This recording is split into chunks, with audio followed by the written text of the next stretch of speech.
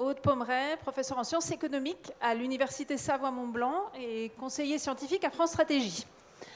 Alors, le baromètre IRSN 2023 nous a indiqué qu'un Français sur deux était prêt à accepter la construction de nouvelles centrales nucléaires. Au même moment, on a aussi la taxonomie européenne, la taxonomie verte, qui nous met le nucléaire dans cette taxonomie verte.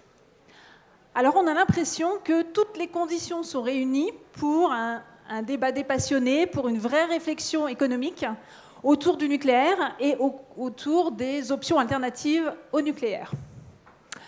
Alors si on écoute les pro-nucléaires, disons, quels sont les arguments qu'ils vont avancer?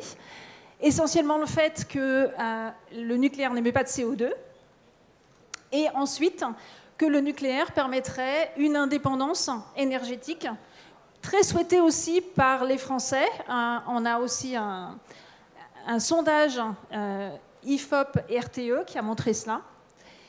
Donc voilà, essentiellement les pro-nucléaires nous disent « ça n'émet pas de CO2 ». Ça permet d'avoir une indépendance énergétique, c'est formidable. Arrêtons ici tout raisonnement. Évidemment, il faut aller vers le nucléaire. En face, si on écoute les opposants au nucléaire, ce qu'ils vont nous dire, c'est que ça coûte très cher. Et c'est vrai que si on regarde l'expérience de Flamanville, si on commence à regarder combien ça coûte de traiter les déchets radioactifs, on peut être sensible à l'argument.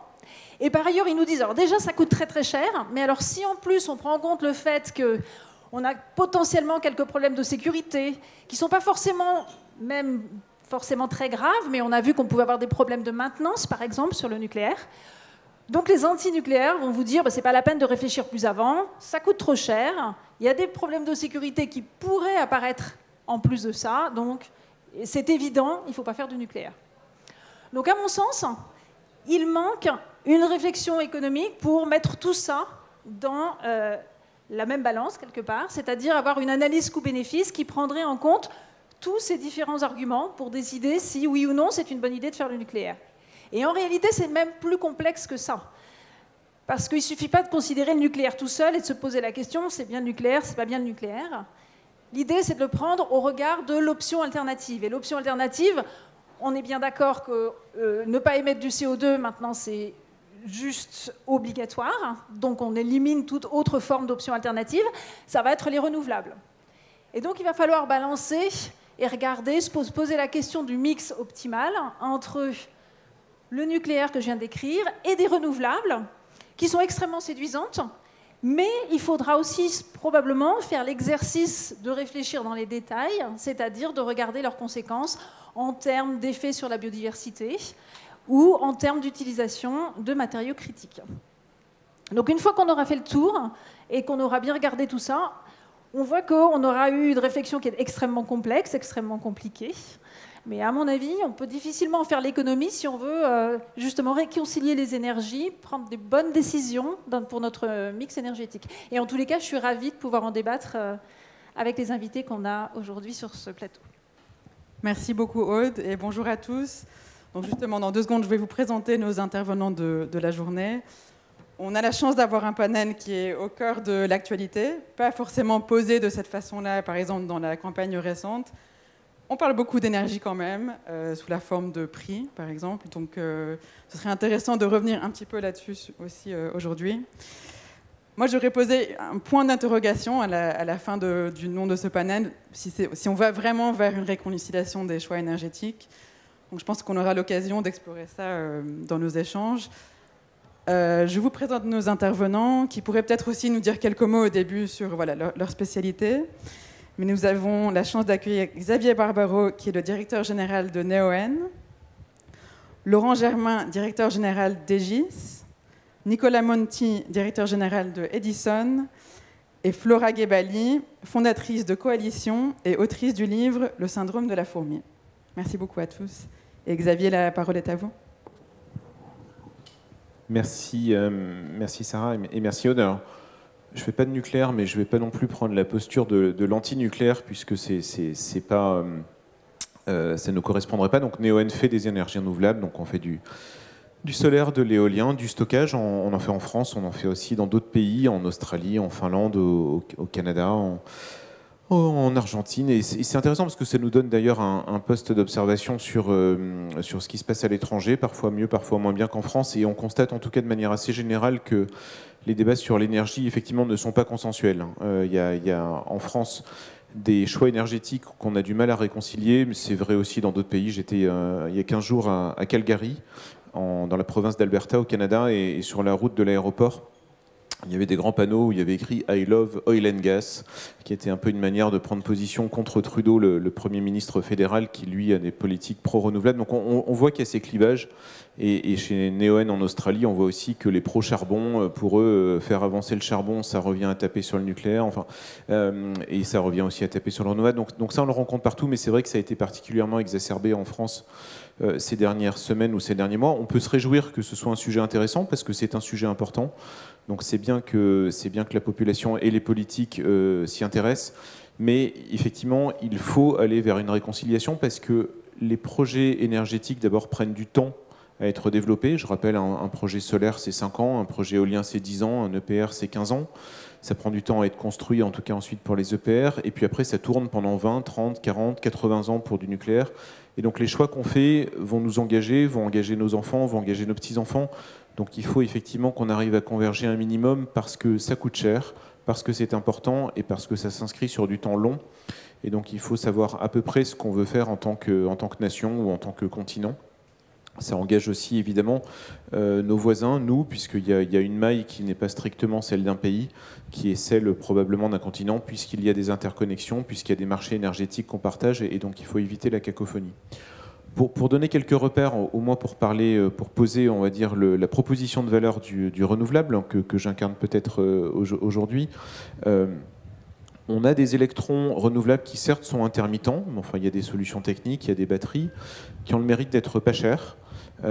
Aujourd'hui, du solaire, de l'éolien, c'est de manière à peu près unanimement reconnue comme la source d'énergie la moins chère en Europe, moins chère que le nucléaire. On est capable d'alimenter dans des volumes importants avec des électrons verts et de manière pas chère des électrons intensifs. Aujourd'hui, Neoen fournit de l'électricité à Google, à la SNCF, fournit de l'électricité aussi à d'autres énergéticiens à 40, 50, 60 euros, 70 euros par mégawattheure. Donc c'est en dessous, par exemple, des prix auxquels aujourd'hui EDF essaie de vendre ses électrons nucléaires à des électrons intensifs. C'est une information publique, ça se tourne autour de 70 euros. Donc c'est intéressant déjà d'avoir ce premier chiffre en tête. Ce qui est intéressant aussi de savoir, c'est que l'énergie qu'on produit, elle bénéficie de manière assez forte, évidemment, puisqu'elle est locale, elle n'est pas importée. Même quand on importe des équipements chinois ou allemands ou américains, une fois qu'elle est en place, on va produire durablement de l'énergie made in France. Donc elle crée de la souveraineté. Même avec des équipements étrangers, une fois qu'ils sont installés, elle est souveraine. Il faut avoir en tête aussi qu'elle génère des revenus assez intéressants pour les agriculteurs chez qui on s'installe, pour les communautés de communes, évidemment chez nos sous-traitants. Aujourd'hui, une centrale solaire, par exemple en France, même avec 100% de panneaux chinois, c'est 70 ou 80% de la valeur qui va chez Bouygues ou qui va chez Vinci ou chez Eiffage, et c'est très bien. Donc voilà un peu les éléments du débat tels qu'on peut les poser. Le renouvelable, c'est pas cher. C'est des volumes importants, au bon moment. On n'aurait probablement pas passé la crise de l'hiver 22-23 sans l'éolien en France, qui a produit beaucoup d'énergie, beaucoup d'électricité au bon moment. Et c'est une énergie, une électricité en tout cas, qui a une composante locale et française assez forte. Donc voilà un peu les termes du débat, et ça ne fait pas de nous des anti-nucléaires. Et un dernier élément, c'est que ça se construit quand même assez rapidement. Je le disais tout à l'heure, le permitting est long, mais ça se construit ensuite en 6 ou 12 mois, ce qui est peut-être aussi un élément important à avoir en tête. Merci beaucoup, Xavier. Laurent ? Oui, je trouve le titre de ce débat peut-être un petit peu paradoxal, parce que je pense que le rapport de RTE de février 2022, quelque part, est un peu le traité de paix entre le nucléaire et les énergies renouvelables, car ce rapport objectivise le fait que si on veut être au rendez-vous de la neutralité carbone, eh bien, il faut pousser les feux à la fois sur le nucléaire et à la fois sur les énergies renouvelables, et ne pas mettre ces sources d'énergie décarbonée en concurrence les unes avec les autres. Et je crois que cette objectivisation a permis de pacifier le débat et effectivement d'être dans une réconciliation des choix énergétiques qui a été renforcée, je dirais également, par la problématique de la souveraineté énergétique qui est apparue dans le débat et depuis 2 ans de façon extrêmement forte et qui, quelque part, a appuyé le scénario central de RTE qui conduit aujourd'hui à un plan qui est extrêmement clair, hein, qui est de construire 6 EPR plus potentiellement 8 nouveaux dans un temps rapide pour une mise en service du premier EPR sur le lieu de Penly en 2035, de multiplier dans le même temps les éoliennes et arriver à 4000 éoliennes en France à cette même horizon, et puis de multiplier également par 7 le volume d'énergie photovoltaïque. Donc je crois qu'aujourd'hui, la réconciliation des choix énergétiques, elle a eu lieu. Je ne crois pas qu'elle soit vraiment maintenant remise en cause. Je ne crois pas qu'il faudrait rallumer une guerre là-dessus. Après, entre le nucléaire et les énergies renouvelables, il faut aussi prendre en compte le fait qu'on ne part pas dans la même situation. On a dans le nucléaire une vraie excellence française qui permet d'exporter cette technologie et donc de créer des emplois liés à cette excellence technique française. Or, le sommet mondial sur l'énergie nucléaire qui a eu lieu en mars 2024 prévoit un triplement des capacités nucléaires à l'horizon 2050. Et c'est donc une opportunité extrêmement forte pour l'industrie française de se positionner sur ces opportunités, de créer des emplois, de consolider à moyen terme la filière nucléaire en France et donc d'avoir un impact également sur, et on en reparlera, le prix de l'énergie. Merci beaucoup. Nicolas ? Sorry to speak in English and good afternoon. Je suis désolée de parler en anglais pour vous donner un instantané de la transition énergétique de mon point de vue, du point de vue italien et du marché italien et du marché énergétique. C'est très différent du français. La transition énergétique est bien plus compliquée que ce qui était envisagé au préalable. Donc, ce n'est pas simplement le fait de créer des mesures incitatives, des réglementations pour investir dans les énergies renouvelables, parce que ce n'est pas suffisant.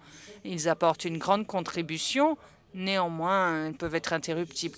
Et dans notre système énergétique, nous ne sommes pas prêts à absorber une grande partie des énergies renouvelables dans le système sans avoir des investissements supplémentaires, par exemple, dans le stockage énergétique. Donc, nous prévoyons en Italie de doubler les énergies renouvelables qui sont installées.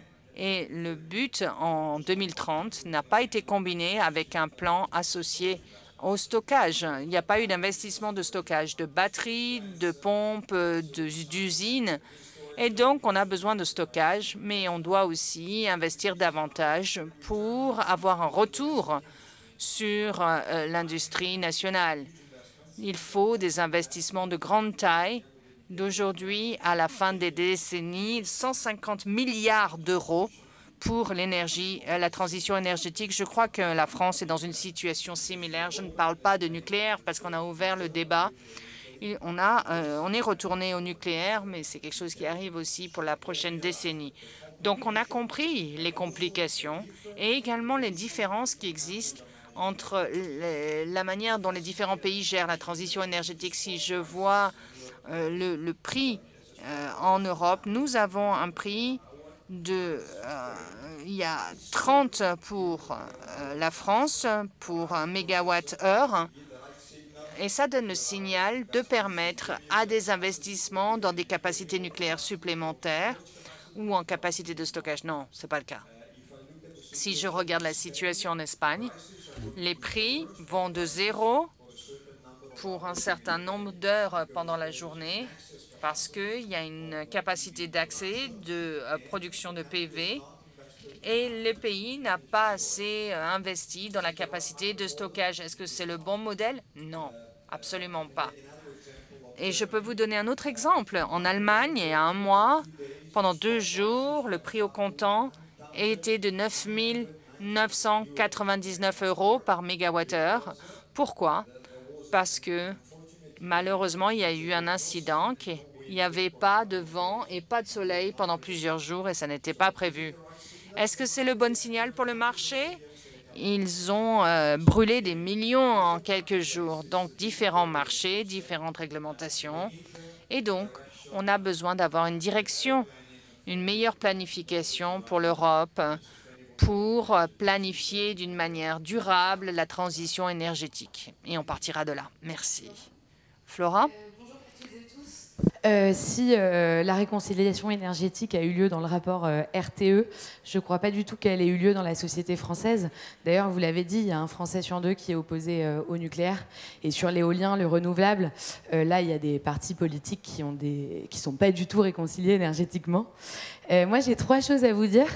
La première, c'est que pour moi, la réconciliation énergétique, elle peut fonctionner que si on sort du débat binaire qui est pro ou anti-nucléaire. Dès qu'on se positionne dans un sens ou dans l'autre, bah on a l'impression d'être pour ou contre, alors que il y a des arguments évidents des deux côtés. Le modèle allemand est un argument peut-être à la défaveur des antinucléaires aujourd'hui, en tout cas dans le récit qu'on peut en avoir. En revanche, si on a une perspective plus globale de la question écologique, l'argument pro, il peut se déconstruire, notamment sur la question de l'eau. Il y a le nucléaire qui prend 1/3 de la consommation de l'eau douce en France, et aussi sur la question de la lenteur de la transition énergétique.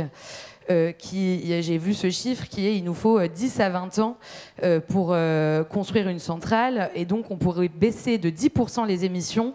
Il faudrait installer un réacteur par semaine pendant 30 ans.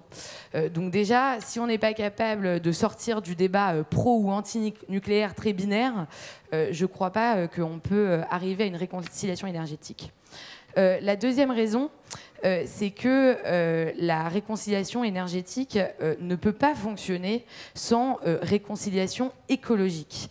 Aujourd'hui, il y a un truc assez pratique qui s'appelle le bilan carbone, qui a permis aux entreprises de se saisir de la question écologique parce que ça rentrait dans leur logiciel, dans des tableaux Excel, dans leur façon de fonctionner.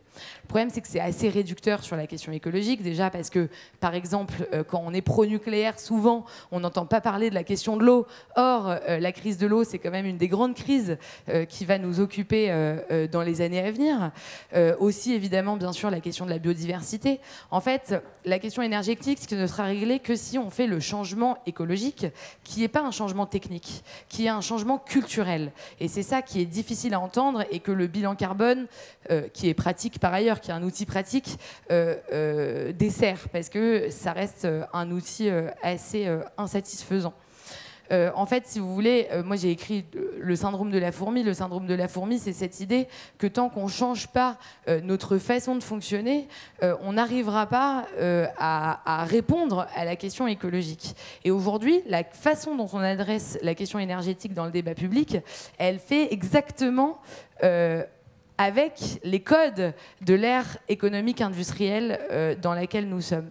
Donc pour moi, la deuxième façon de se réconcilier, c'est d'accepter que la question énergétique n'est qu'un petit bout de la question écologique, qui est une question holistique, comme on dit maintenant, c'est-à-dire à prendre dans sa globalité, et qui demande à nos modèles économiques de changer, à nos sociétés de changer, et de faire ce changement culturel.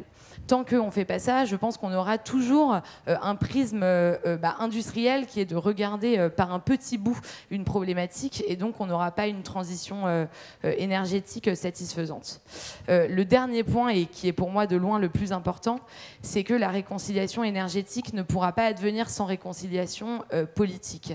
Ça fait 20 ans que Zygmunt Bauman a théorisé la société liquide. Vous savez, c'est cette société liquide, c'est une société où on croit en tout, en rien. Il y a une insécurité grandissante, il y a une instabilité des modèles, on change d'avis, on change les règlements, on change la culture, on change d'opinion.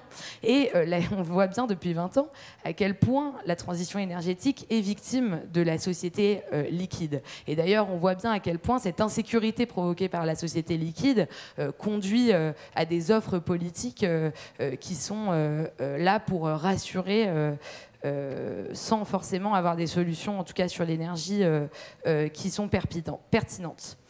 Vous savez, quand Pompidou et Mesmer, dans les années 70, mettent en place la stratégie nucléaire, qui est encore le modèle énergétique français, il n'y a pas Twitter, déjà.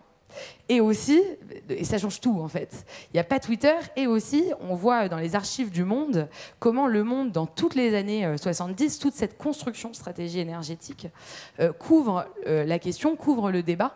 Et en fait déjà le Monde, ça sort une fois par jour. Aujourd'hui on peut débattre à chaque minute de la journée.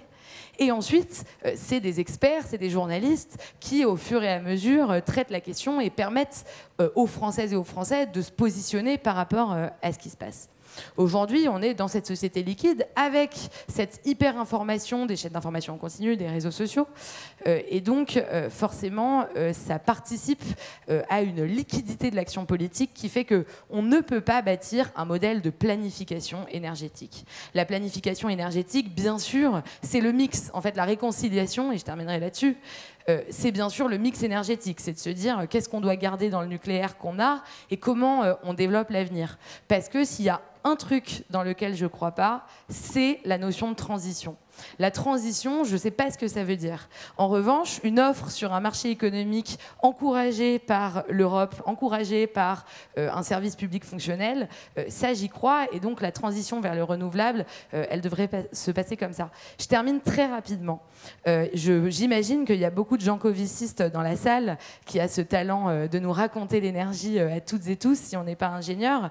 Il faut savoir que Jean-Marc Jancovici ne dissocie jamais la question du nucléaire de la question de la sobriété. Et c'est ça, la transition écologique. C'est changer nos modèles de fonctionnement, changer nos modèles énergétiques. Ça ne veut pas dire devenir des amiches, évidemment. Ça veut simplement dire réfléchir à comment on utilise l'énergie au XXIe siècle. Merci beaucoup, Flora. Et merci à tous. Moi, je voulais revenir justement sur cette idée de clivage pro-antinucléaire. Et j'étais interpellée par l'intervention de Laurent, qui nous parlait de traité de paix, donc un consensus qui, pour vous, a émergé. Qu'est-ce qui vous fait dire ça? Parce que j'ai l'impression qu'on est quand même encore très dans ce débat, surtout dans un moment où on a une renaissance nucléaire, par exemple, mais qui est assez récente. On ne sait pas encore si elle va être complètement pérenne, si les bases sont vraiment posées pour cela. Donc, qu'est-ce qui vous a fait dire cela? Ce qui me fait dire ça, c'est que la stratégie qui a été déterminée est maintenant mise en œuvre. C'est-à-dire que les 6 EPR, ils sont en train de voir le jour, d'abord au niveau des études qui sont en train d'être réalisées, et puis avec un timing de réalisation des centrales nucléaires qui est clair. Et donc avec une mise en service 2035, avec un enjeu, parce qu'effectivement, comme Flora le soulignait, l'idée n'est pas exactement de refaire ce qu'on a fait. Et donc, par exemple, le prix futur de l'électricité est très lié à la vitesse d'exécution de ce programme et du fait qu'on construit un EPR en 70 mois et non plus en 120 mois. Donc il y a une première chose qui va changer, c'est l'organisation industrielle pour pouvoir sortir les EPR dans une durée, je dirais, courte. Deuxièmement, beaucoup de réplicabilité parce que c'est comme ça qu'on fait diminuer, je dirais, le coût des centrales à venir. Et s'agissant des énergies renouvelables, le vote de la loi sur l'accélération des énergies renouvelables a été fait en 2023 et ça n'a pas, de mon point de vue, généré je dirais, de révolte au sein de la population française. Donc la stratégie de non-concurrence entre le nucléaire et les énergies renouvelables, elle se déroule depuis maintenant plus de 2 ans. Et je pense qu'il faut encourager ça et surtout, il faut ne pas remettre en cause la stratégie. Parce que ce qui crée, je dirais, un débat et qui n'est pas productif, c'est de changer de pied et de stratégie tous les 3-4 matins. Et donc là, la stratégie, elle est absolument claire. Elle est, je pense, basée sur des faits très solides. Et donc, il faut juste déployer cette stratégie et ne pas revenir dessus.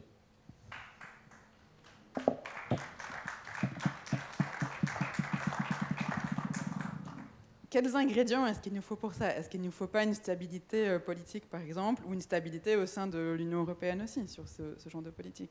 Et je lance la question peut-être plus largement aussi à vos collègues. Je pense que chacun appelle de ses voeux plus de stabilité pour peu, à nouveau, que les bases soient saines et qu'il y ait d'abord eu un diagnostic commun et une réconciliation des choix. Longtemps, en France, le nucléaire ne faisait pas débat. Puis on a vu que ça a commencé à faire débat. On a fermé Fessenheim et puis 5 ans après, il faut réaccélérer le nucléaire. Donc c'est sûr que quand on voit ça, même moi qui suis étranger à ce secteur-là, c'est bien un peu consternant. Et on peut craindre la même chose aussi sur Sur le renouvelable, moi j'ai vécu dans l'éolien tout simplement depuis 15 ans. On nous a dit il faut regrouper vos parcs, puis après au contraire il faut les écarter, il faut essayer de les disséminer. Donc on ne peut pas vivre, nous, que ce soit dans le nucléaire ou que ce soit dans le renouvelable, avec ce stop and go. La loi d'accélération, je rebondis avec un peu d'humour sur ce que vient de dire Laurent, personne n'est contre parce que personne n'en a vu les effets délétères en fait. Ce qu'on a connu en France qui est une loi d'accélération et avant tout une loi de complexification. Donc parfois le paradoxe c'est qu'on a envie de dire à l'État de se mêler un peu moins des politiques énergétiques parce que chaque fois qu'il intervient avec ses gros sabots, on repart pour un tour de complexité, de temps perdu, de désalignement. Et donc on a envie d'avoir quelque chose d'un peu plus simple, en plus d'avoir quelque chose d'un peu plus constant. Je ne dis pas que ces sujets sont simples, il ne faut pas simplifier l'énergie à l'extrême, c'est vrai que c'est compliqué. Mais on vit dans un monde où, pour reprendre l'expression de Flora ou les citations de Flora, l'État malheureusement apporte encore plus de liquidité, mais dans le mauvais sens du terme, à quelque chose qui au contraire a besoin de constance. On a aujourd'hui les bons ingrédients pour repartir un peu de ce qui est positif. On a les bons savoir-faire en France. On a le bon niveau d'acceptation. Alors on peut se dire 50% des gens sont pro-nucléaire. Je ne sais pas si c'est au sens qu'ils sont prêts à en avoir près de chez eux ou si c'est prêt à en avoir plus en général en France. Il y a toujours ce syndrome pas dans mon jardin. On le vit dans l'éolien, on le vit dans le nucléaire. On le vit parfois même dans le solaire. Mais malgré tout, les gens comprennent qu'on va vers un monde plus électrique, que avoir de l'énergie souveraine, on l'a vu avec ce qui s'est passé entre la Russie et l'Ukraine, ça a quand même de la valeur, donc on a une meilleure acceptation qu'avant. Il y a aussi une forme de familiarisation, l'éolien ou le nucléaire, au début ça c'était mal accepté, puis les gens s'y habituent. Donc je pense que le savoir-faire, l'acceptation, les capitaux, l'espace, puisqu'en France il y a de la place, on a en France la capacité de s'offrir entre guillemets un mix énergétique de qualité. Et on sait qu'un mix énergétique de qualité, c'est un ingrédient non seulement de souveraineté, mais aussi de compétitivité, de résilience.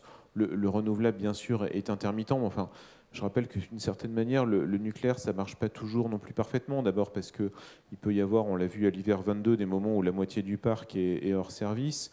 On a, même quand ça marche bien, un côté assez continu dans le nucléaire, donc il n'épouse pas non plus la demande. Alors on a de la chance en France puisqu'on a de l'hydraulique qui met un peu de liant dans le système. Mais donc on peut en France avoir plus de nucléaire, plus de renouvelables, du coup plus d'indépendance énergétique, la capacité aussi à accueillir des investissements additionnels puisqu'il y a des data centers qui vont fleurir puisqu'il y a plus de demandes pour tout ça. Donc on a, je pense, le bon setup, le bon terreau.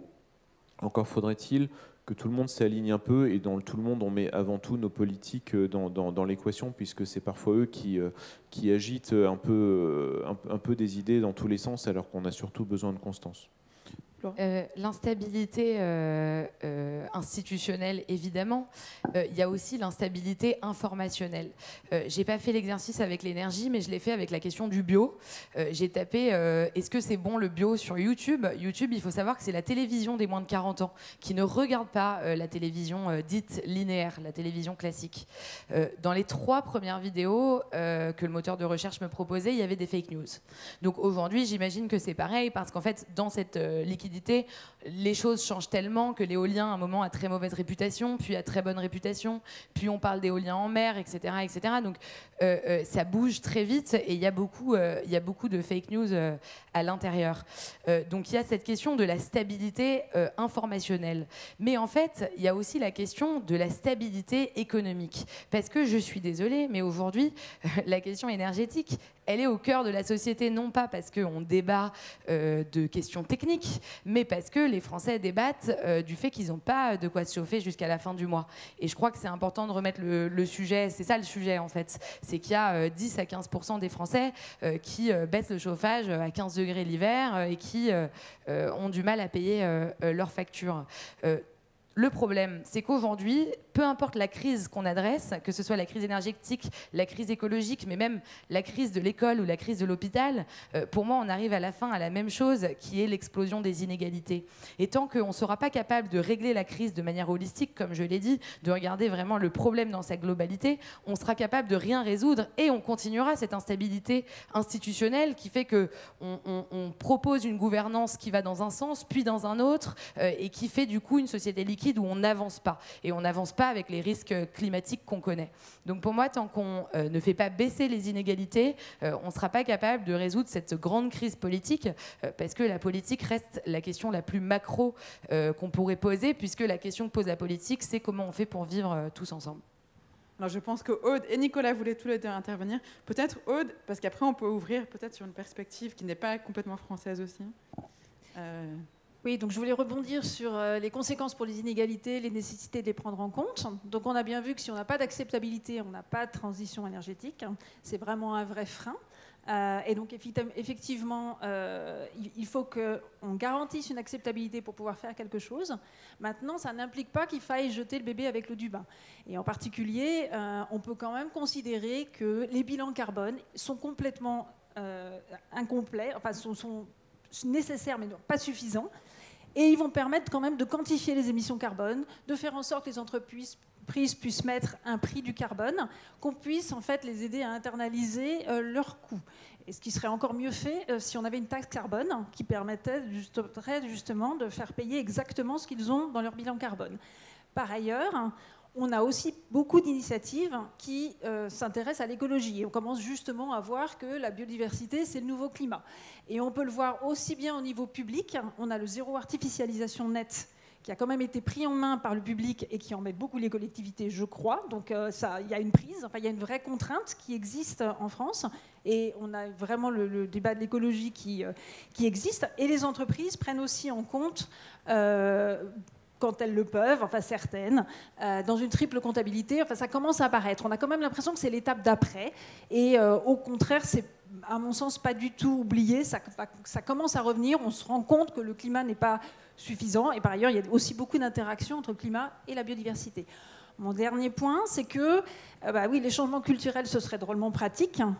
C'est vrai qu'à partir du moment où on pense tous différemment et qu'on se met spontanément à internaliser toutes nos externalités, ça marche du feu de Dieu. Mais la question, c'est comment est-ce qu'on arrive jusque-là? Et pour l'instant, on essaie de faire des pas, alors probablement pas du tout suffisants, mais il n'y a aucune raison que si on laisse les individus sans guide, et ce que pourrait fournir par exemple comme premier point une taxe carbone ou un prix du carbone, et après on pourrait essayer de développer ça en ce qui concerne la biodiversité ou d'autres dimensions d'écologie, il n'y a aucune raison pour que ce changement culturel se produise. Et effectivement, c'est plus simple si on s'imagine que ça va se produire, que les choses peuvent évoluer de cette façon-là. Mais non, on a besoin de politique derrière, on a besoin de stratégie, et pour que la transition puisse avoir lieu. Merci beaucoup. Et Nicolas, je ne sais pas à qui vous vouliez réagir initialement. Je suis d'accord sur le fait que la stratégie, la politique a un rôle très important, mais aussi sur le débat nucléaire. Je pense que l'exemple de l'Italie est intéressant. Au-delà du fait que nous avons un gouvernement stable qui est une vraie nouvelle en général pour la politique européenne, mais nous avons réouvert récemment le débat sur le retour du nucléaire en Italie, depuis 40 ans. Et la raison est que nous avons déjà une production renouvelable importante, au niveau de 40% aujourd'hui, mais le reste, 60%, est fait par le gaz. Alors, si le vrai objectif de décarbonisation à l'horizon de long terme 2050 est de décarboniser, quelles sont les technologies alternatives à l'utilisation du gaz? Et aujourd'hui, nous avons le nucléaire. L'autre condition pour le retour du nucléaire en Italie, et ça, je suis un peu le débat sur l'acceptabilité, est d'utiliser des endroits industriaux existants en Italie, qui sont les centrales à charbon, qui nous sommes en train de les fermer à l'horizon 2026. On a l'obligation 26 de fermer les centrales à charbon, et aussi les grandes centrales à gaz qui, d'ici à 15 ans, 20 ans, termineront la vie utile. Alors là, quelles sont les technologies qu'on peut adapter sur des sites, des endroits qui ont une dimension de 10-15 hectares? Et probablement la situation est le nucléaire, mais pas les grands nucléaires, les pierres, mais le petit nucléaire, les small modular reactors, qui ont une taille de 300-400 mégawatts, parce que la vraie question pour nous est acceptabilité, ça voudrait dire de reconvertir des sites industriels avec la technologie nucléaire. Ça est le cœur du débat que nous sommes en train de faire en Italie. Mais le gouvernement qui est en train de sortir avec un plan à long terme, stratégie énergétique nationale, parce qu'on a besoin de stratégie énergétique nationale, et pour une vingtaine d'années, l'Italie n'a pas eu une stratégie, parce que chaque année, on avait un changement de gouvernement. Finalement, on a un gouvernement plutôt stable qui s'est engagé pour identifier une stratégie de long terme énergétique, et la stratégie prévoit 10%, 20% d'énergie programmable, et la moitié de ça est identifié comme nucléaire. Le reste pourrait être le gaz avec la capture de la CO2. Ce sont les deux technologies aujourd'hui disponibles pour nous permettre vraiment d'avoir, du point de vue faisable technique, un monde de production de l'énergie décarbonisé à l'horizon 2050. Merci beaucoup. On a parlé de stabilité comme un des ingrédients essentiels à cette avancée. On n'a pas tellement parlé de capacité, que ce soit de financement de tout ce secteur, de capacité humaine aussi, donc dans le recrutement, etc. Est-ce que ça, ce sont des ingrédients ou des éléments qui vous inquiètent pour la suite? Parce qu'on a beau décider, on veut se lancer dans cette direction, il nous faut quand même ces éléments-là. Donc je demande un petit peu aux entrepreneurs de se prononcer là-dessus aussi. D'abord, pour revenir 2 secondes sur la question de l'acceptabilité, je pense qu'une des raisons pour lesquelles les décisions politiques qui ont été prises en France sont aujourd'hui acceptées, c'est qu'on ne va pas ouvrir de nouveaux sites nucléaires et que les prochains EPR seront construits sur les sites existants. Et je pense que c'était un choix politique avisé qui fait qu'aujourd'hui, ça a aussi pacifié le débat sur la relance du nucléaire.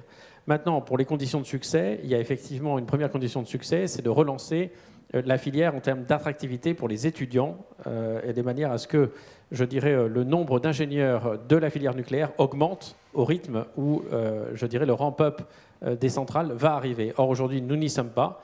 Et donc, je sais que beaucoup d'écoles d'ingénieurs, beaucoup d'universités aujourd'hui redynamisent leur filière en matière de technologie nucléaire. C'est une absolue nécessité. Évidemment, les entreprises sont prêtes à contribuer à cet effort pour que l'effort humain soit à la hauteur des enjeux.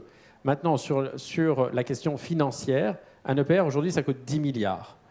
C'est 10 milliards pour une infrastructure qui va durer au moins 60 ans.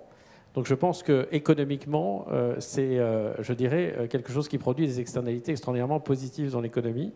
Je rappelle qu'au moment du Covid, on a dépensé 100 milliards juste pour mettre tout ça en proportion. Et donc, l'objection qui consiste à dire le nucléaire, ça coûte cher, par rapport, je dirais, aux bienfaits que cela apporte en matière de coût de l'énergie, en matière de formation et d'une filière industrielle structurée et performante à l'export, ça me paraît un bon rapport qualité-prix. Merci beaucoup. Xavier, peut-être ? Nous, chez Neoen, on fait des choses assez simples. On ne fait évidemment pas des objets aussi complexes que des centrales nucléaires. Et donc, par exemple, Neoen, qui a 8 gigawatts, donc l'équivalent de 8 tranches nucléaires en termes de puissance, ça n'emploie, entre guillemets, que 400 personnes. Donc, on a quand même des besoins de recrutement, mais évidemment, l'enjeu est moins fort que chez Laurent, puisqu'on est, en termes de capital humain, avec quelques centaines de personnes, on est déjà équipé pour délivrer notre feuille de route.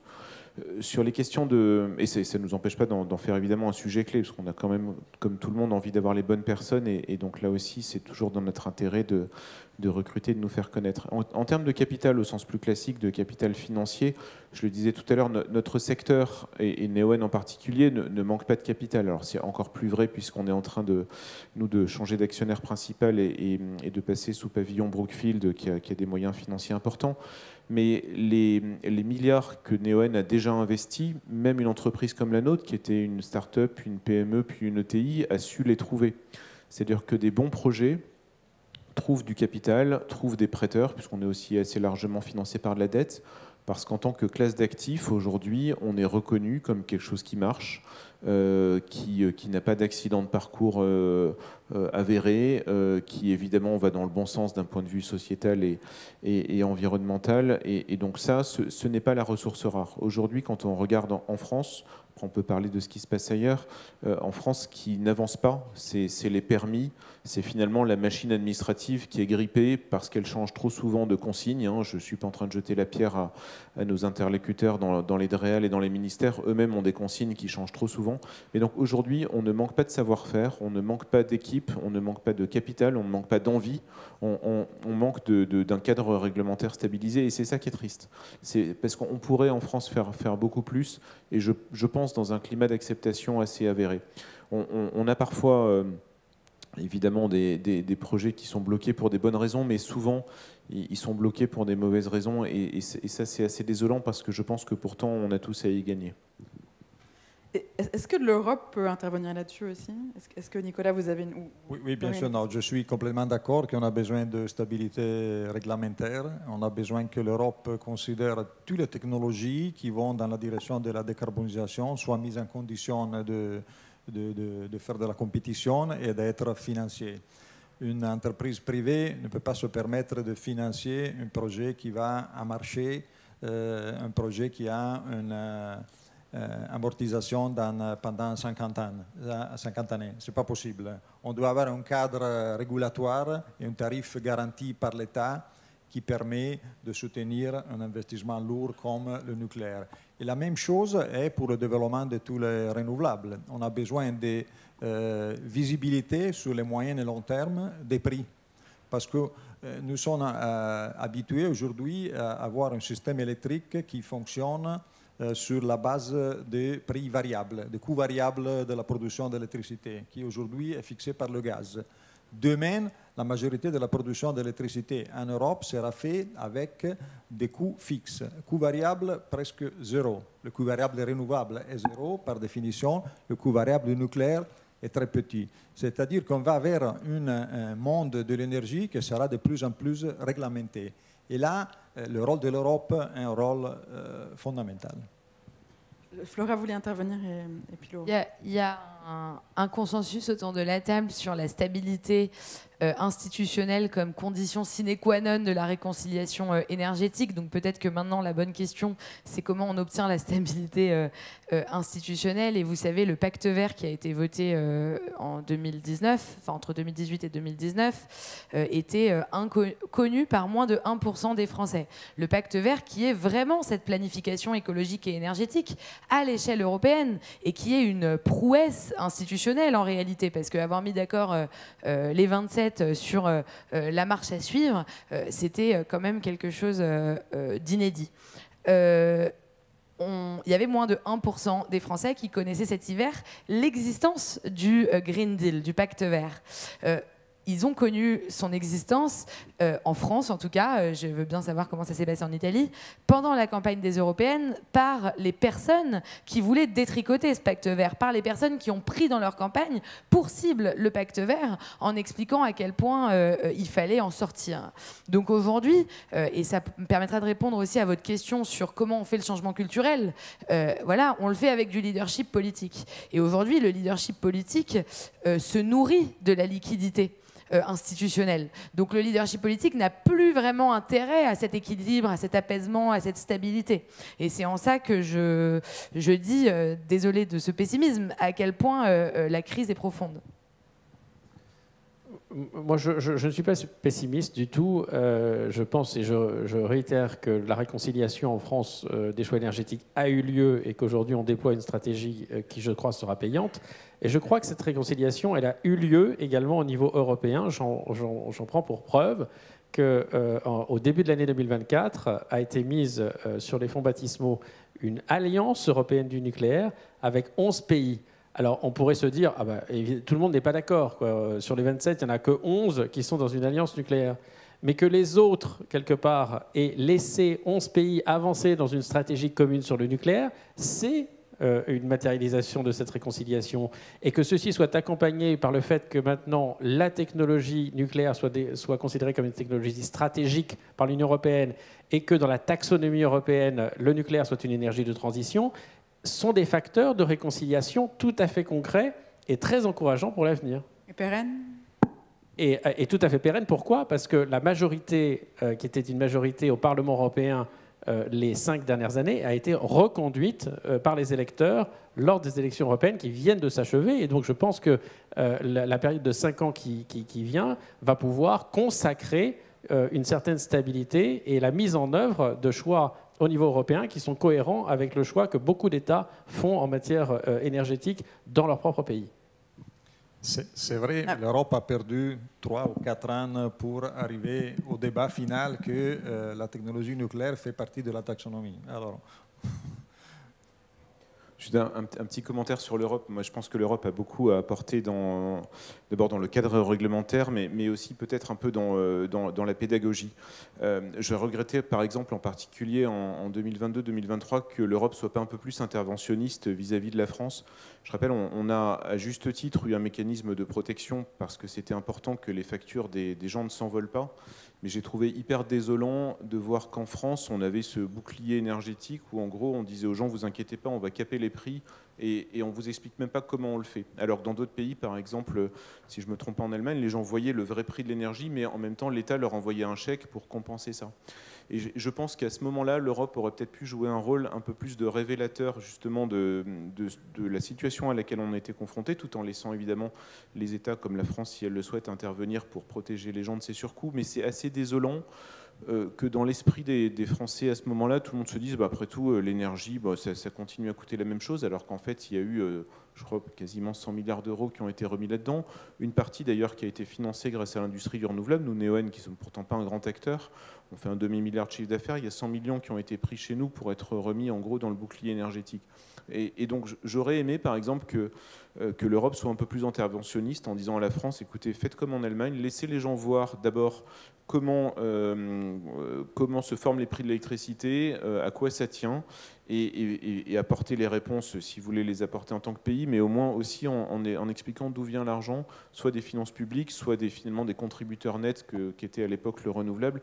Je pense que ça a un peu manqué peut-être d'appui sur certains mécanismes un peu démagos comme ceux qu'on a vécu en France. Alors je vois que Aude et Flora voulaient réagir. Moi, je voulais juste... Ouais, non, d'accord. Je voulais juste rebondir très rapidement et peut-être vous lancer Aude là-dessus aussi. Comment on réconcilie socialement les gens avec l'idée que l'énergie va coûter plus cher? Parce que c'est un message qu'on commence à entendre. C'est le cœur de cette campagne électorale en France, par exemple, et c'est le cas ailleurs aussi. Donc, je ne sais pas si c'était sur ça que vous vouliez rebondir, mais si on peut l'évoquer. Ça peut aller. C'était en lien avec le fait que les prix envoient des signaux qui sont importants, qui permettent aux agents de s'ajuster comme il le faut.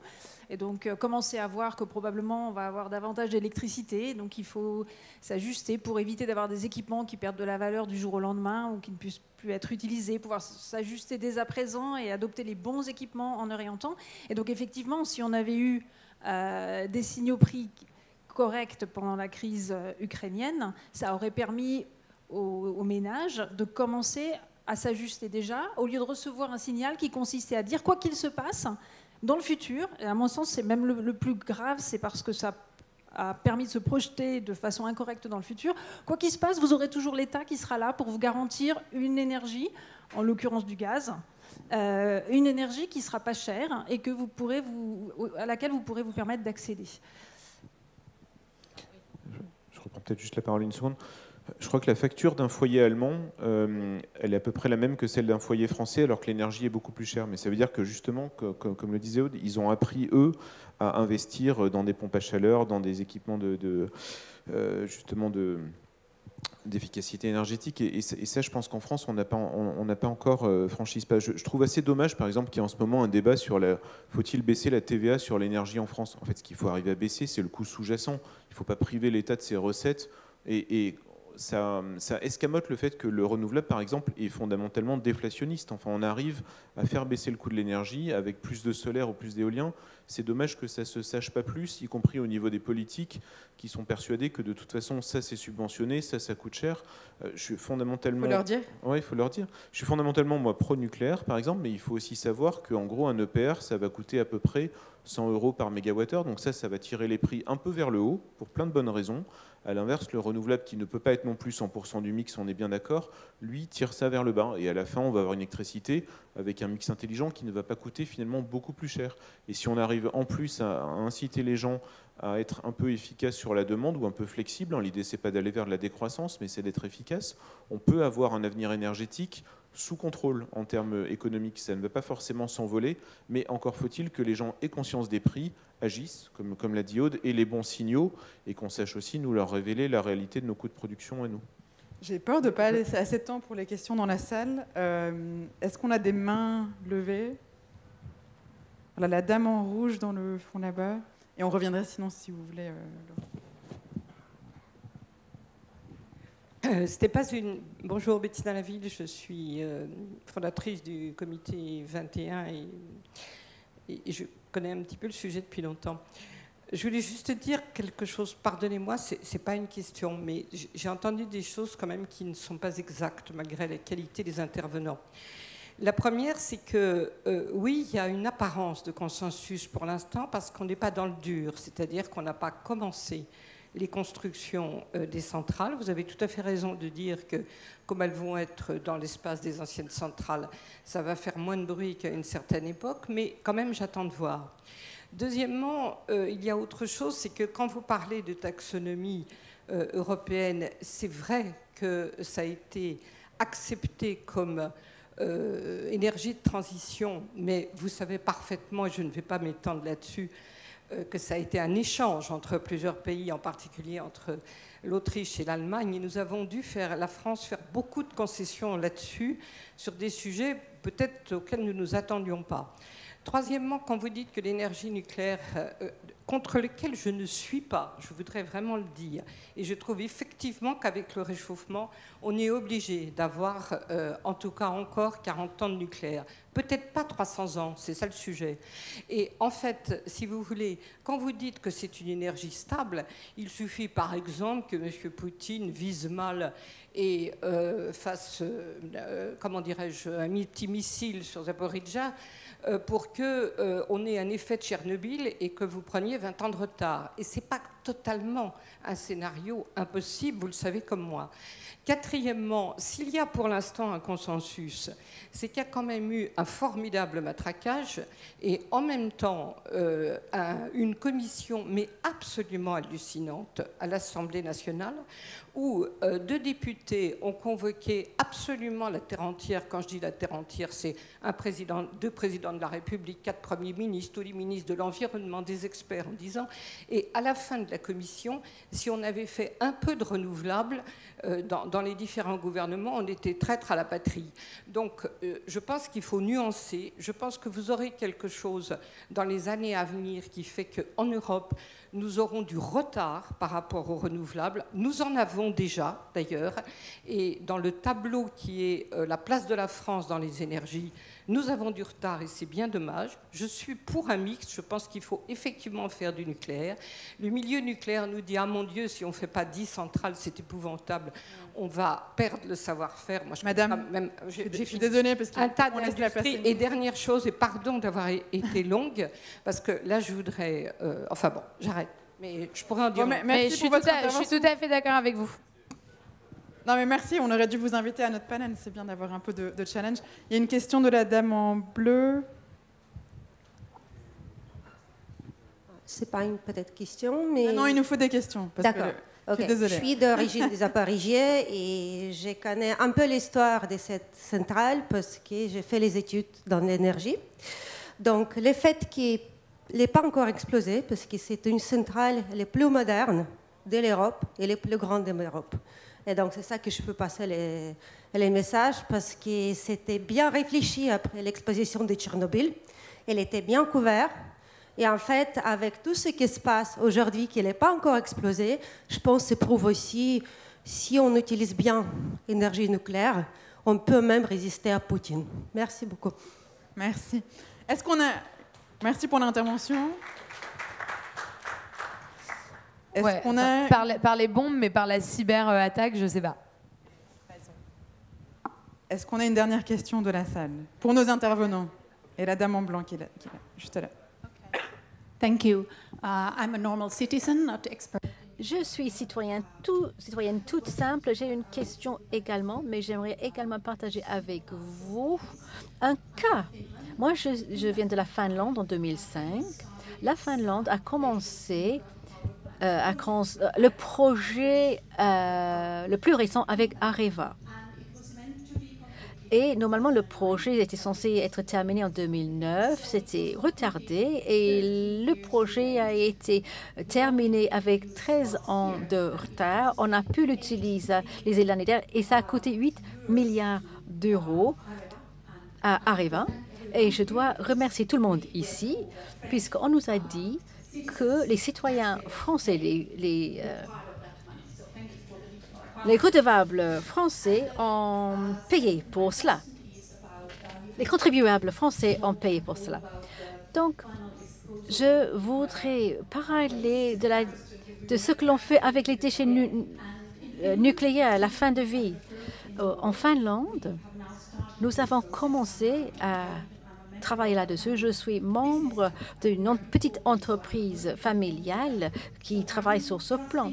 Donc, est-ce que vous faites confiance à la Finlande pour accueillir vos déchets nucléaires? Limite. Aude, je sais que c'est un peu votre spécialité, ou d'autres intervenants qui voudraient intervenir sur les déchets. Oui, donc en effet, la Finlande et la Suède sont assez précurseurs pour l'enfouissement des déchets radioactifs, mais la France est très avancée aussi.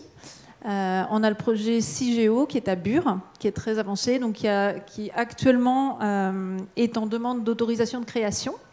Et normalement, donc on est en instruction jusqu'en 2027 et la phase industrielle pilote pourrait commencer aux alentours de 2027. Mais donc, il y a une solution qui existe pour ce qu'on appelle l'inventaire de référence, c'est-à-dire ce qu'on a pour le moment comme déchets radioactifs qui existent, c'est-à-dire notamment pas ce qui est en cours. Merci beaucoup. Je pense qu'on pourrait débattre des choix énergétiques pendant encore 1 heure. Mais je voulais remercier tous nos intervenants. Merci à vous, le public, d'être là cet après-midi. Bonne fin des rencontres.